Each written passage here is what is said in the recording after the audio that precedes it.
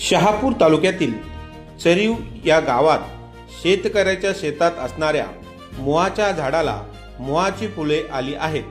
ही फुले नियमाप्रमाणे मार्च ते एप्रिल महिन्यात येतात, मात्र नोव्हेंबर महिन्यातच ही फुले आली आहेत। त्यामुळे निसर्गाच्या नियमात बदल झाल्याची चर्चा सर्वत्र सुरू आहे।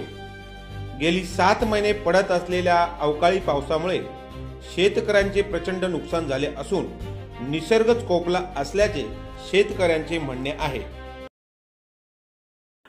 आपल्या गावात एक चमत्कार झाल्याचा प्रकार आपण सांगतायत, काय सांगाल साहेब? चमत्कार नाही म्हणावं लागणार, एक निसर्गाचा कोपच बोलावं लागेल। कारण आजपर्यंत आपल्या समजा 40 वर्षाच्या कारकिर्दीमध्ये आपण एक पाहिलंय का मोहाच्या झाडाला फुलंही मार्च आणि एप्रिल महिन्यामध्ये येतात। आज सध्या नोव्हेंबर चालू आहे। नोव्हेंबर महिन्याच्या स्टार्टिंगलाच म्हणजे 4 महिने अगोदर याला फुलं आलेली आहेत मोहाला। तर हा एक निसर्गाचा चमत्कार नाही म्हणावा लागणार, निसर्गाचा कोपच। ज्या प्रकारे पाण्याचा बदल झालाय तसा निसर्गाचाही बदल होत चाललेला आहे। आपण चरीव गावातले शेतकरी आहात, हा जो प्रकार झालेला आहे तुमच्या चरीव मधला आहे का?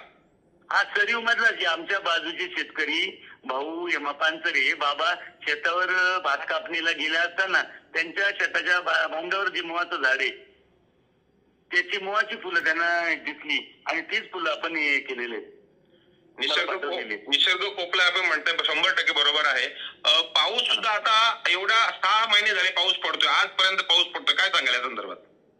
आता 6 आणि 7 महिने पावसाचे झाले। 6 मेच्या पासून चालू आहे पाऊस, 6 मे पासून, मे स्टार्टिंग पासून आजपर्यंत झाला। म्हणजे पाऊस अजूनही थांबत घेत नाही आणि एकही दिवस उसंत देत नाही। म्हणजे हा निसर्गाचा कोपच म्हणावा लागेल। कॅमेरामन संजय फरडेसह मुख्य संपादक योगेश हजारे, मी ठाणेकर न्यूज चॅनल, शहापूर।